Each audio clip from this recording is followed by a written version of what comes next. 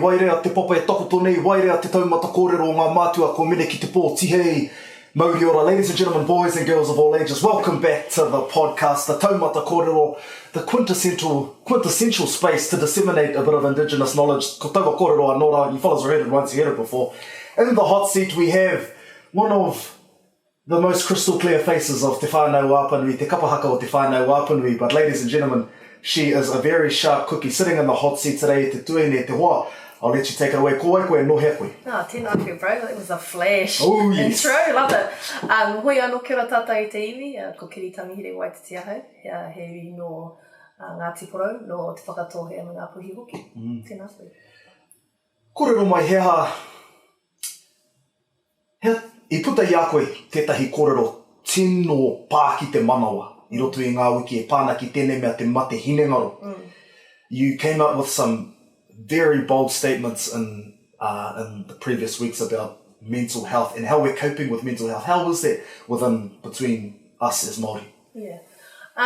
Well, if I could just maybe take a step back. Ka muta i te kura, ka tae atu au ki te whare wānanga, went to Open University. It's always been in me to want to help somehow. I've always been nosy at things, and everyone used to say to me, you've got to put your nose to good use. Always been somebody that people would come to with their raru, meki. So psychology was something that really appealed to me at university. So I finished school, went straight into university, got my BA there, and then I found out actually in the third year that you can't be a psychologist unless you do your doctorate. So it was a little bit buggered. So it was either law or psychology. And it's actually a 7-year program. So in order to become a psychologist in clinical psychology, you have to do your doctorate. So I was a little bit stuck. I sometimes wish I went and did law school because I would have been a lawyer much earlier. I went through that program, and it was through the university actually where I started to really build a resistance in myself about what was happening with our mental health for Māori. And the main reason was because of a lot of what we were being taught, I found was pretty shit, out the gate stuff that was actually brainwashing me and everybody else into thinking that the pathway for our oranga lay in overseas models and foreign models and things like that. Is it exclusively for us as Māori? Yeah. And just in general, because we know that everywhere our statistics are shit and everything. We hear that every day. And they're also really bad in the mental health system. And what came out quite clearly to me is right throughout my study was that we were actually being taught how to work with Pākehā and only Pākehā. And so I from pretty early on, I built up a really strong resistance at university to the point where I refused to read things because I was really scared that I was going to get brainwashed. True. Literally. Yeah. And I just got by reading what I needed to and wouldn't read anything else. Far out. Yeah. So we used to have some little rarus at my classes. For me, going to matatini, my culture was the most important thing. So I used to miss a whole lot of class. And, get told that your priorities aren't right, Kiri. And so that's where it started for me. And just over the years, so it took me 10 years in the end to finish there. Been out of the game for about 6 years now as a qualified clinical psychologist. And then over time, I've just really started to see that there's been especially for our people, seen a lot of our people, i raro i te kapua pauri, poke a rātou e ngā taumahatanga katoa o te ao, in terms of our leadership space especially. And that stemmed a few years ago when one of our tino leaders, I won't even mention names, I mate i te whakamomori. And that really got me thinking about the space that we're in mentally, and that we take a hell of a lot on board to be able to fix our people. And there's nowhere for us to go in terms of that leadership space, and really looking into how we can support our leaders, but also our leaders taking responsibility to make sure that, kei te hapai koe I tō iwi, tō hapu, but me pēhea koe whakarau ora I a koe anō. So that's a really big thing for me at the moment. Even in terms of the death of Awanui Black, so that brought up a lot for a lot of people, but it also made me think, tino aroha ki te tangatara. He would have been going through a hell of a lot. Ahakoa ngā whiu ki runga I aia. We don't know whatever's gone on there. Nothing has come out of that. But kua I rongo te iwi, there is a whole lot of taumahatanga on him. And then recently with the death of Pua, that really got my fires burning actually, in terms of how we're looking after ourselves and what messages we're actually sending to our babies when we're hurting ourselves in those ways. Yeah. Ka pā te manawa I te whakahuatanga mai o era ingoa, era kōrero katoa, mo era tērā toko toru. I'm really touched hearing the stories of those three men.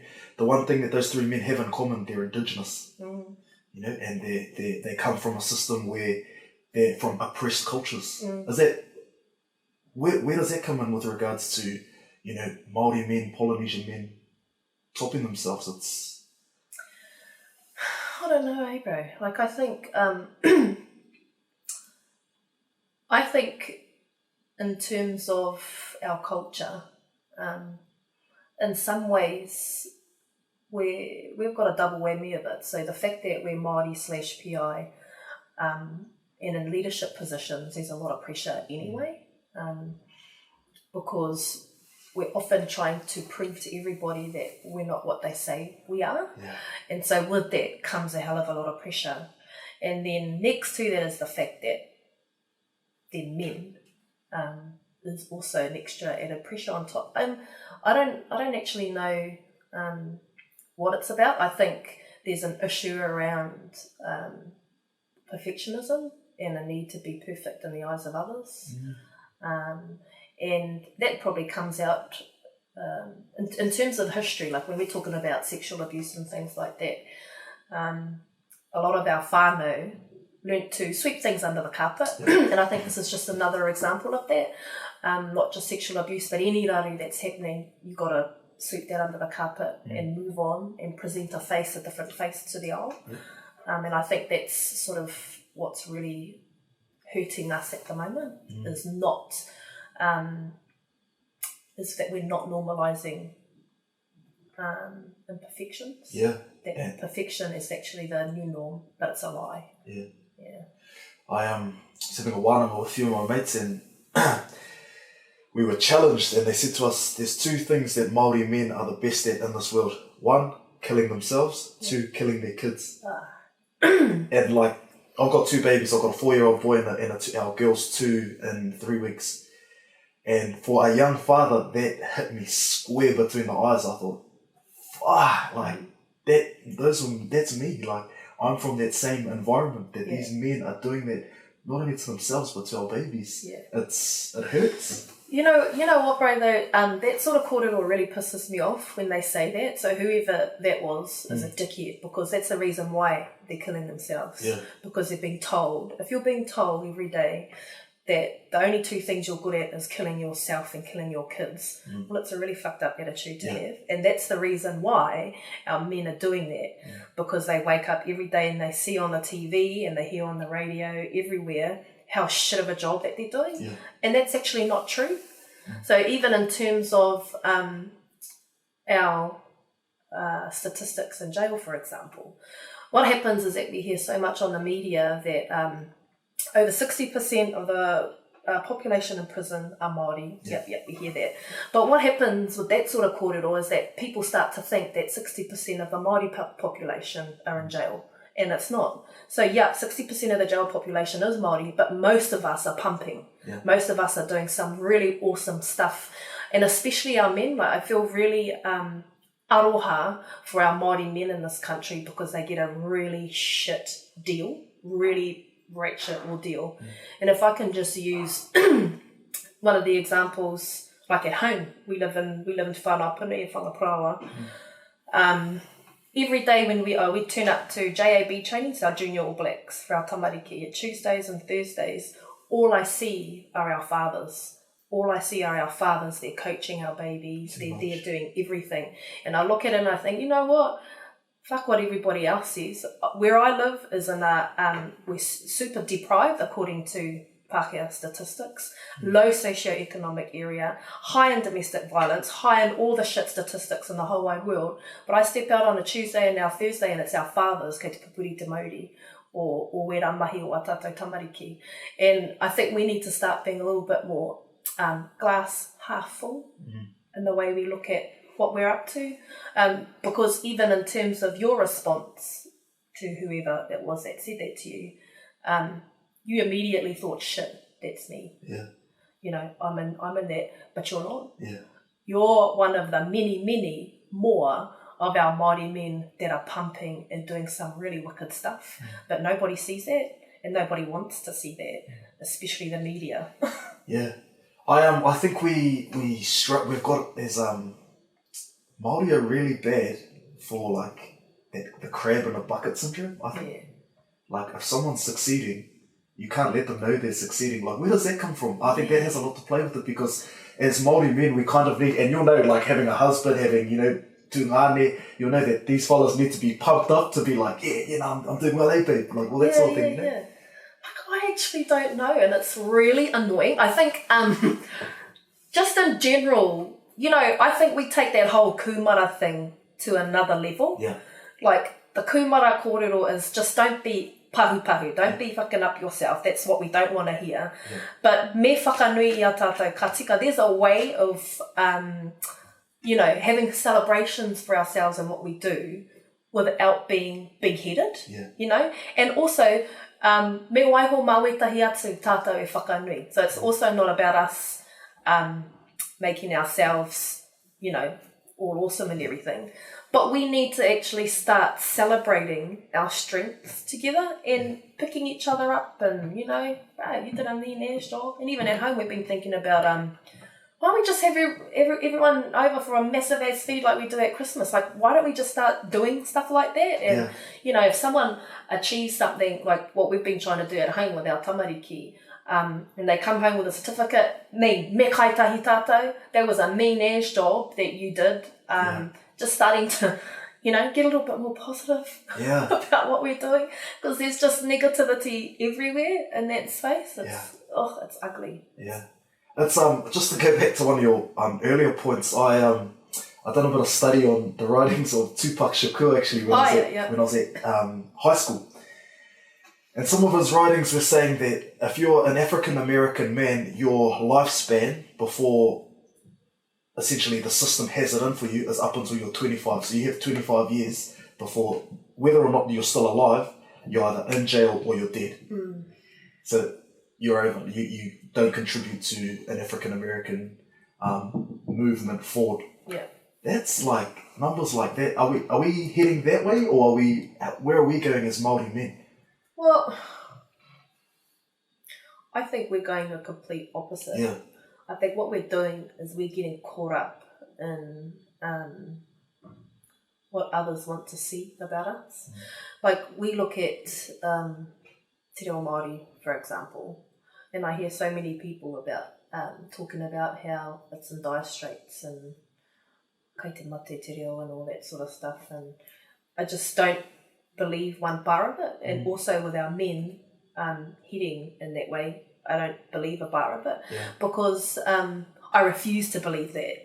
That's why. And I think we all need to be a little bit more bold and brave in really pushing against those sorts of messages that are pressed onto us. I think we need to be a lot more brave and not believe it and not take that kōrero for gospel. What would you challenge those listening to this kōrero to do? Like, what's something we can do every day of the week? We wake up in the morning and we're like, what would you say? What's something we can do to actively change that that body of conversation that's been built for us, about us? Yeah. I would say an attitude of gratitude is the first thing you want to do and wake up. It's very easy for us as Māori to re-victimise ourselves all the time about all the injustices that have happened. And I think that needs to end. So we all need to stop moaning about what is and what has happened, and be grateful actually for the lives that we have, and be grateful for what we are about to achieve, and think aspirationally in what we're wanting to do rather than looking at tomorrow. And I know that's easier said than done. But I think the glass half full approach is really important and very, very difficult actually to get into, because we're so used to seeing the weaknesses in what others do and what we do. But it's really important to start seeing strengths in everything. One thing that we do with our tamariki at home is every day they get back from school, they need to tell us 3 awesome things that happened in the day. Ki te kore, tētahi mea pai, they're starting to get to, i oho moata hau I tēnei ata. So it's being grateful for the little things, grateful for the awesome things that happen, and me whakanui te tangata ka tika, me whakanui I a koe anō ka tika I roto I o mahi katoa. That's one really easy way we can start by changing tune. And I mean, it's really interesting once you start following that thought process, once you start giving off a vibe of energy, of positivity, of upwards facing, forwards moving. It's amazing what things you attract, like what come into your life. It's amazing. Watch The Secret. That's what everyone needs to do. Everyone's got Netflix. Bloom and watch that Secret, because it happens. And he wairua Māori roto I wera mea, ko te karakia tētahi mea nui. The law of attraction stuff is, well, it's there's research for it. I roto I te, what do they call it, the physics? True. Quantum physics? There's research in that. Me te aro ki te atua. So my son is a really good example. Te kau ona tau. Moana mahi katoa, ka karakia, ka karakia, ka karakia. And ka eke I ngā wā katoa. Ki te kore ia e eke, I said, well, what happened? He goes, ka reo I karakia. That's law of attraction right there. And I see it in him, and I see it in my tamariki, and that's something that I want to grow. Outside, he's outside visualizing playing rugby, doing that all the time, and he smashes in rugby because that's his ara. So The Secret. Fire up, 10. Fire up. What's let's talk about that. I know your whānau is steeped in whakapono. What's the importance of that with regards to our psychological health? Oh man, I think in terms of we need to stop. I think we need to start looking at well-being oranga rather than mental health, because often mental health restricts us in the way we look at oranga. And there are pathways to Timbuktu where you can reach oranga. Ko te atua pea tētahi, ko te whakapakari tinana tētahi. For some it's weeding your garden, for some it's therapy, for some it's medication. So there are so many different ara, and I think what we need to start doing is being really open to exploring where we find solace in those types of oranga. So mōku ake, mō taku whānau, ai ko te whakapono tētahi mea nui kia mātai. Whakapono is one thing for us, we karakia all the time. And sometimes there are some other things we need to do to get on board, to get our health back in order when we're out of kilter. Something that, I do, atu I te karakia, I've been getting right into going into the mara a couple of hours a day. I've never been an outside person, but I was starting to sort of feel like I was not feeling right. And that's why I thought, I'll give that a go. And tried it, that works. Kapa Haka, tētahi mea hoki kia hau. So I think there's not one thing in terms of oranga, but there are many different ways for many different occasions and times in your life that different ways of healing are really important. Art, music, it's all there. Kaua me waiho mo te therapist noho wera mahi. Yeah. I was really I was taken aback, taken a bit surprised actually. $1.9 billion announced by the government directed specifically at mental health. Now I've got a psychologist sitting in front of me going, well, actually mental health is not actually the way to affect what's considered mental health. Yeah. Talk me through that. $1.9 billion he mumu taumaki.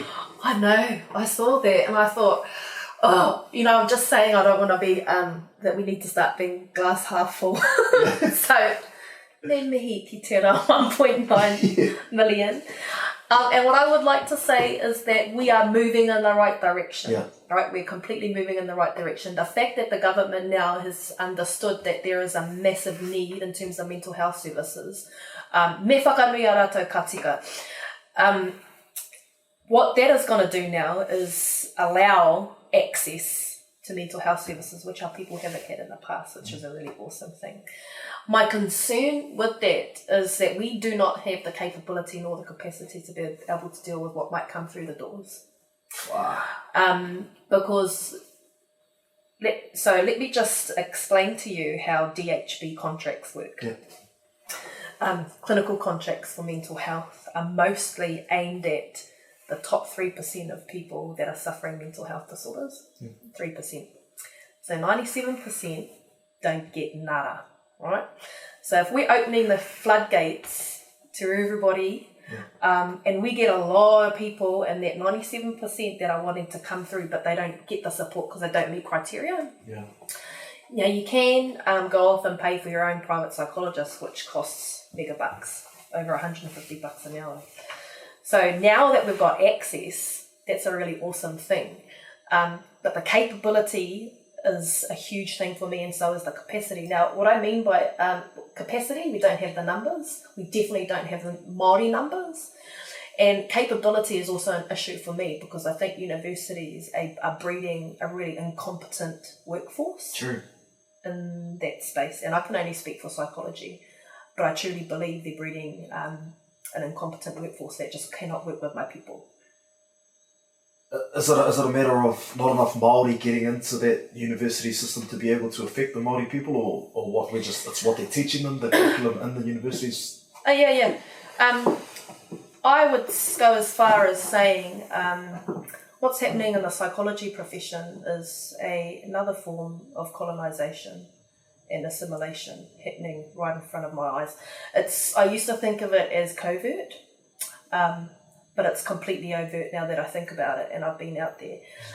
And I'll tell you why. And I've got a lot of colleagues and Māori colleagues in the psychology profession who are doing a really, really wicked job.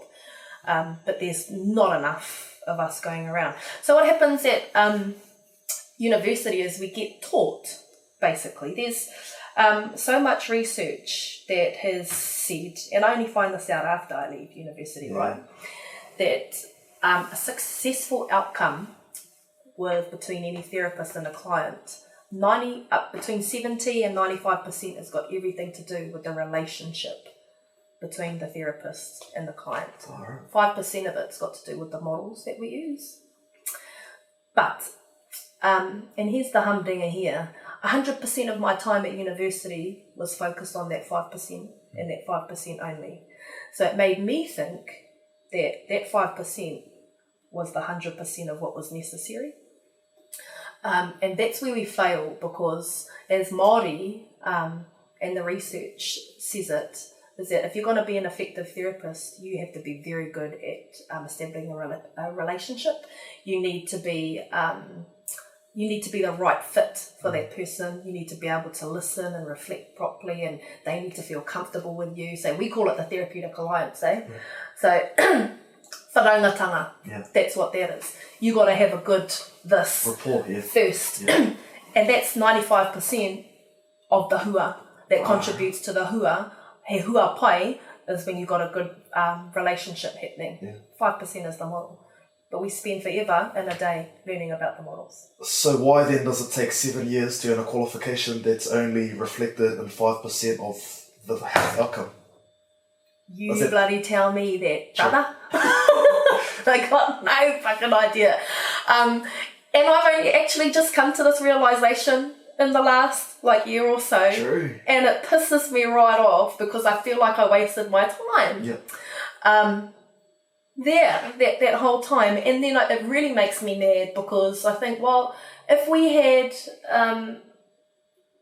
if everybody that comes through the psych profession is taught about relationships, or even vetted before you get in about whether you've got, you can connect really well with somebody, then it might be a bit better. Yeah. But our people, and there's also heaps of research about our people not engaging in psychological services because they don't fit. Yeah. They don't fit. So I don't even know whether, I do hope it makes a difference, but I really think we need to build on the capability of our people. And I'll tell you, this is why I'm going to make a plug for Whānau Ora right now. Go on then. Whānau Ora will give psychologists a run for their money. Yeah. Whānau Ora practitioners, I think, are far more effective than psychologists. And that's because Whānau Ora practitioners focus only on that 95%. On that 70 to 95% ko te whanaungatanga, ko te aroha. That's the main thing why we get in so far with our families and why we're able to do so much. And the beauty about the Whānau Ora and Whānau Ora practitioners, they can learn the 5% on top of what they've already got. But they've got the biggest meat ever, and they can easily learn that 5% and don't have to spend 10 bloody years at university doing it. Yeah. So I think it's a big fat lie. Well, if we're talking government numbers in the budget, then Whānau Ora off the top of my head got about 1/10 of that 1.9. Yeah. So, I mean, what's that telling those holding the purse strings in the government? As a Māori psychologist, what are you telling them? About what? What's the Does that, if Whānau Ora's only getting 10% of what the mental health budget for the next 12 months? Well, so here's the thing. It's doubled in what they got last time. Yeah, that's good. Me mihi ki toku tuakana kia pini. Yes, let's do that. Yeah, so that's awesome. I think what we need to start doing now is we need to start creating our own pathways in Whānau Ora, which is what we're doing. And there's some research happening at the moment that evidence-based research that really distinguishes Whānau Ora from other health and social services and community mental health and things like that. What needs to happen eventually is that we need to start working together and to realise that mental health should not sit in a silo, and that there are so many ways of getting onto a pathway of well-being that doesn't strictly focus on mental health. Because our government, when we think mental health, it's mental health e ai ki tā wāhi. Yeah. That's what it is. So we learn models. So I've been taught models, CBT, all of that sort of stuff, that has actually been based on working with middle-aged, educated females from the UK. And I'm taught CBT to teach to our people and our men. What's CBT? Cognitive behavioural therapy. And in contracts, we'll be looking for mental health contracts, and DHBs put, RFPs out. Yeah. And part of the kōrero for mental health, in terms of your proposal, you must have expertise in CBT. So it's all set up. Yeah.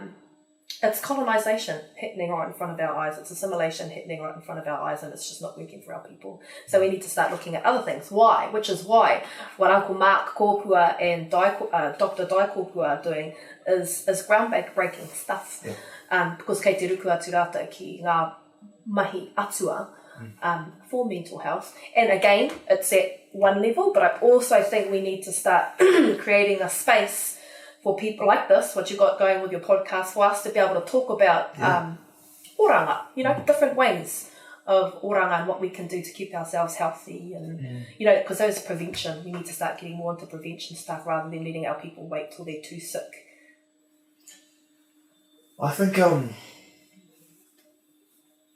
we're at a time where we seem to be under the impression that we're no longer being oppressed, but from nā runga i ngā wairu o ngā kōrero e puta mai ana, kei te tāmi tonu, a tauiwi a tate.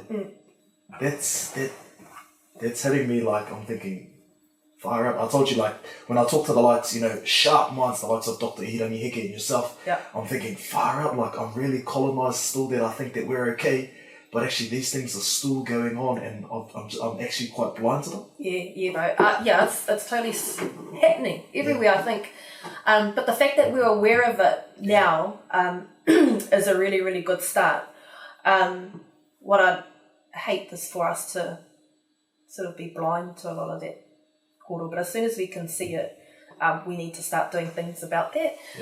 That's why I think in terms of the whānau ora space, so in psychology, for example, because I've realised that I think at the minute it's dangerous, it's more dangerous for our people. I've deregistered from the psychologist board. True.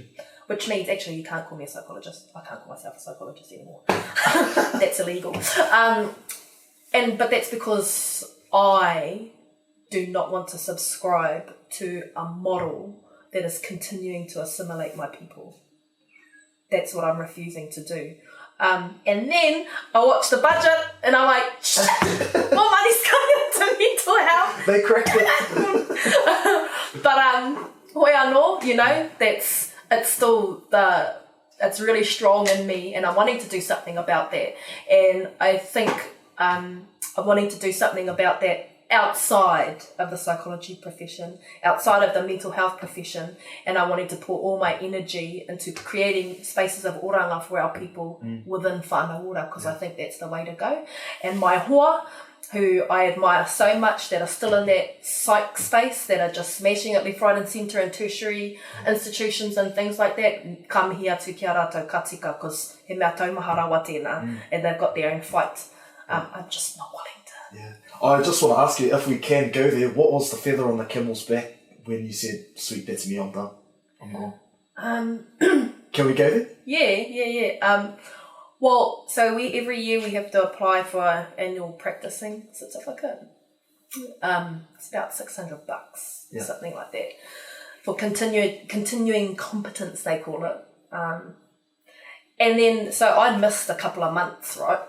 So I'm getting all these letters saying, you need to renew. And then I looked into, actually, what am I getting from this membership?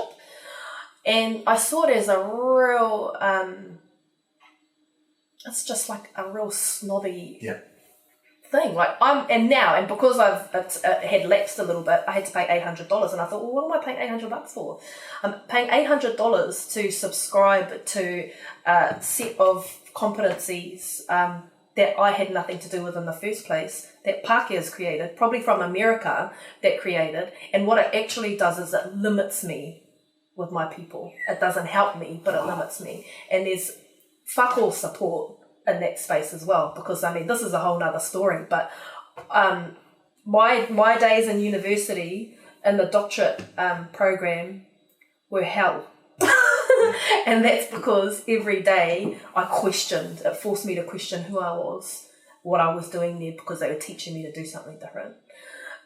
So all of that stuff started flooding back, and because I see whānau ora as a better pathway, that's where I just thought, you know what, you can shove your psychology name up your ass, I don't want anything to do with it. And it was a bit of a conversation with my whānau, actually, because they were like, you just wasted 10 years. I was like, but he title mo o tēnā.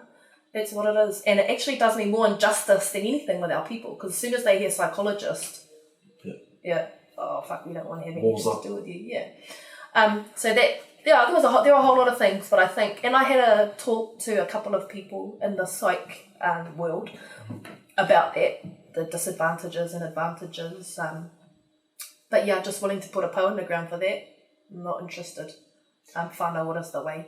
Well, let's talk about that then. Aside from whānau ora, where's the future for Māori psychology? Because I'm looking at social media, and so if we can get into this conversation, social media is changing the psychology of our kids and how our kids are seeing themselves, thinking about themselves. Like, I was scrolling on Facebook and on Instagram before, and I was seeing like some 15-year-old girl was talking about, I'm depressed, I'm lonely, I have no one. 15 years of age. And I'm thinking, like, how can your 15-year-old Māori brain process loneliness when you are the child of a community? You are whakapapa. I was like, how? How does that even happen? Yeah. I think we need to start changing the language around all of this stuff. And mental health's got a lot to do with that, around depression. Bro, I was 14. I got put on antidepressants. Oh no, I might have been 13. Because I was sleeping in all the time, right? Not going to school. Yeah. And my dad, he was like, what the hell's wrong with you? You must be so tired and low in iron, right? So we go to the doctors. And I remember as clear as day what happened, and the doctor said to me, has anything been going on in your life that's not been all that great? And I was like, oh, well, yeah. Because my mum had just moved over to Aussie. I was like, oh, that's probably one thing, but, it's all good. Anything else? How's that been making you feel? Your mum gone away? Oh, yeah, well, I miss her. But, have you been crying? No, not crying, just sleeping because I'm tired. I'm growing, 13, 14. I come out with a script for antidepressants. And I walked out and I thought it was a big joke. Yeah. I was like, oh my God, look, well, I've just been put on antidepressants. And then, so my dad was like, what the fuck? And then they all, because the takute, they got mana, so they know what's up. And then so there was this big conversation around what Kiri was up to. And then I'm sitting here thinking, there's nothing wrong with me. But that was like a 10-minute conversation, not even that. So I think what's happened through the development of psychology, the professions there, it's actually disempowered our own people. Yeah. Because now the only people that can fix things are the psychologists or the counsellors, but that's what we perceive, and it's really wrong. So in doing that, we've stopped. I think our whānau themselves get to a point where like, oh, we can't help, you need to go and see somebody. So we need to somehow get that power back and empower ourselves to actually be able to help our own. And actually, one of the biggest messages that sort of half annoys me a little bit, but which is important, is that I see heaps of stuff on social media. You need to reach out to your friends. You need to make sure that they're okay. You need to do this and you need to do that. And I think, yes, that is important, but it's also equally important that everybody takes responsibility for their own mental health. Yeah. Because if somebody has decided that they are really going to hurt themselves, they're not going to tell anybody. But people can reach out, do all the reaching out, but they're not going to tell anybody. But how can we get that person 3 years prior, have kōrero with them about preventing what they're going through? Because there's a big whakapapa that happens to people that do those things. Yeah. So I think that there needs to be also really robust kōrero about how we can look after ourselves, how we can talk about things a little bit better. And depressed, what even is that? Sad? Are you feeling sad? Are you feeling sad because your nanny died? Well, that's normal. So we need to normalise a lot of the stuff that people think are not normal. Yeah. And that's one big thing. I think often people, we catastrophise things a lot now. Really catastrophise things in relationships. I see it all the time. Yeah. Young relationships is, oh, he's gone out drinking, that's it, it's over, that sort of thing. And when new children are born, that can really change the dynamic of a couple. And to a point where there's scraps for Africa, that is normal too. Yeah. So I think we've got to a point now where little things that happen we see as major catastrophes and can't come back from it because people don't think that they're normal because of what the TV tells us and what our leadership tells us. So our leadership is constantly telling us this showing us this world of perfection, and it just doesn't exist. So I think we actually need to be taught about what is normal, what is normal, being sad, being angry, being anxious sometimes is normal. It's quite an exciting place for us to be as Māori, where we're at a stage in history where we can redefine what normality is for Māori across the board, not just with regards to health. But all the people I've been talking to, they've been talking about, bro, I'm really excited that we can redefine who we are and this is a chance we have. And I'm feeling the same kōrero here with regards to health and how we deal with health and not over make a big of a deal out of, oh, he's gone out to drink. Yeah, absolutely. We, our people are innovative. Mai rā no te rānatanga. And there's no reason why we can't continue to evolve and innovate as we go along. And who said that we have to decide on something and stick with it? Yeah. We can change if we want. And also our people are different. We're not the same. Māori are different now. Yeah.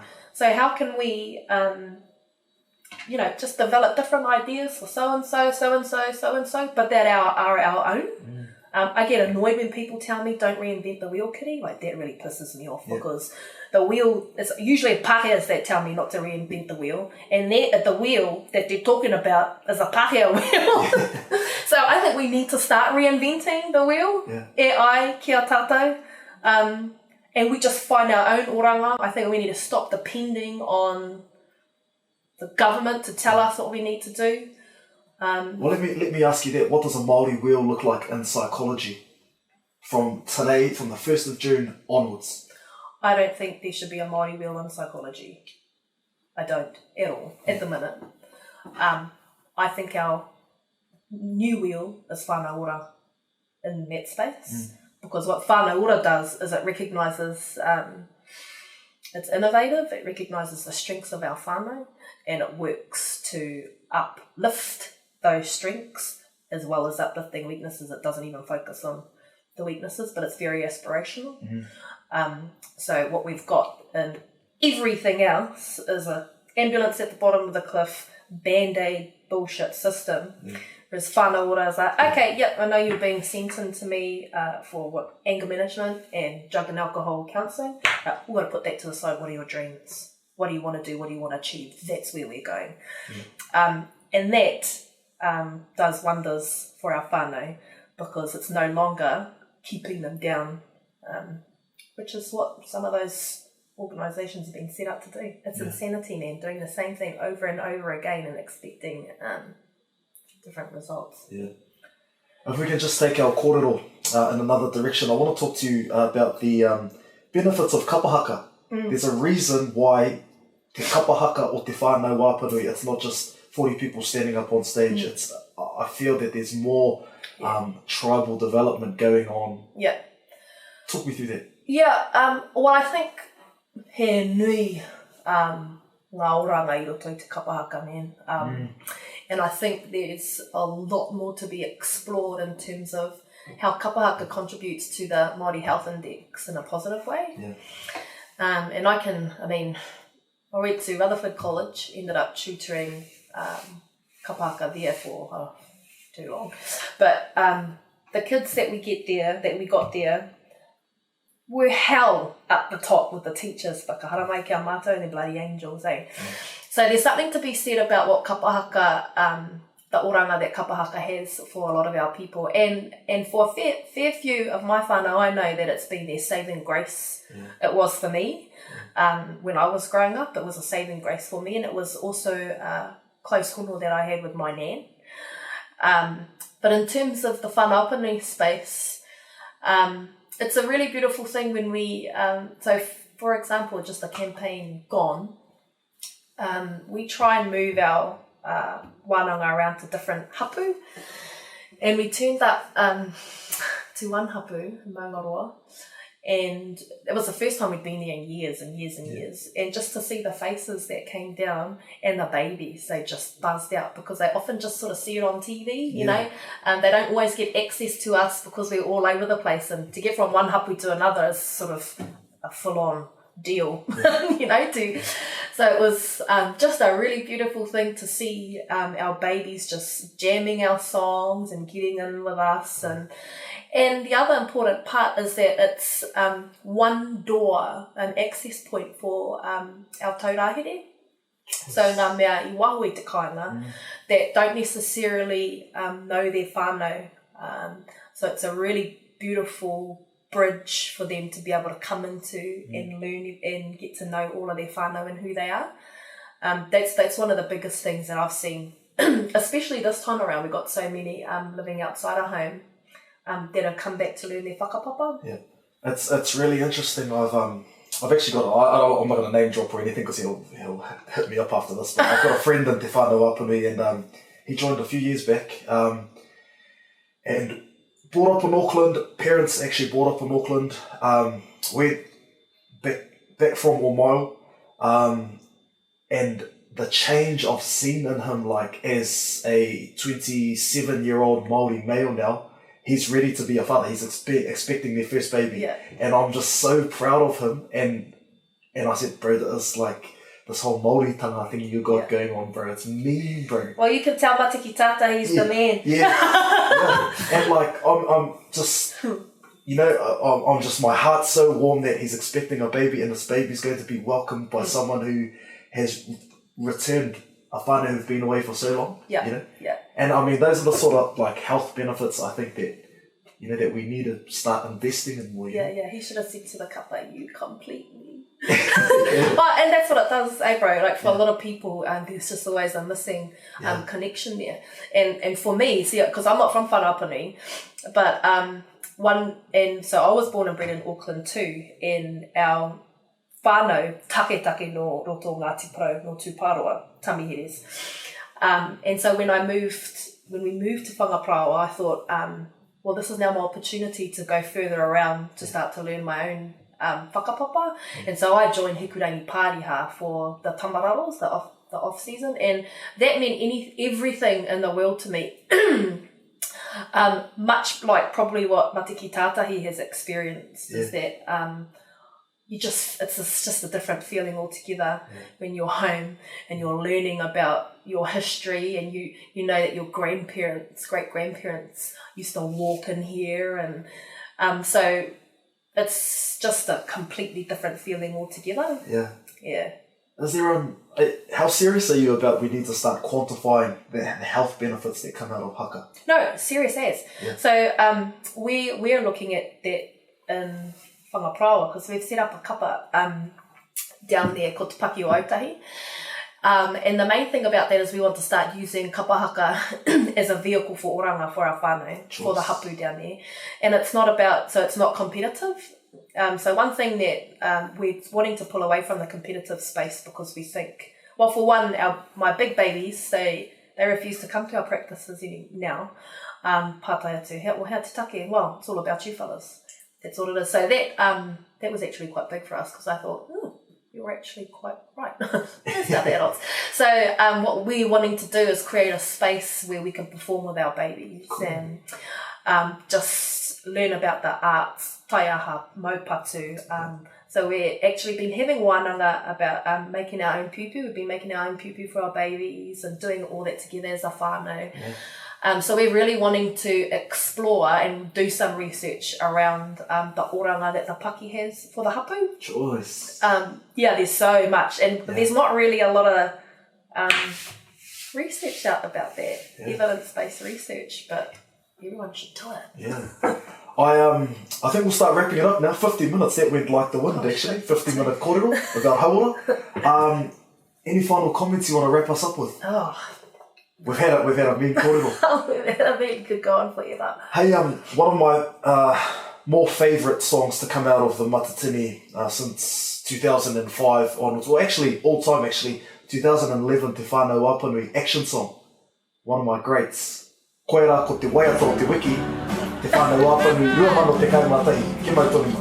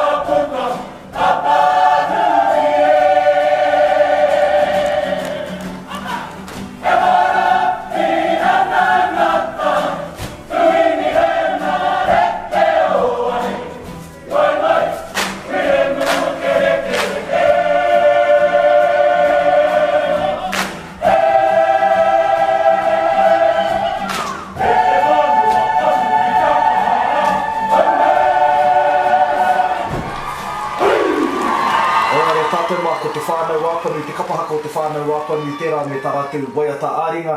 E te tuahine te hoa e Kiri kānui te mihi o te ngākau ki a koe. I tūhono mai rā ki tō tāua Taumata Kōrero i tēnei rā kānui te mihi o te ngākau. E tātou mā koe rā ko te Taumata Kōrero mo tēnei wiki, another podcast done and dusted, some beautiful kōrero. I really hope you got something out of that. So grateful for you all coming along for the ride. It's been a pleasure sharing with you, having a chat. We'll see you online. Let's keep the wānanga going. Te pō e, ka tau tēnei te Taumata Kōrero. Ka huri.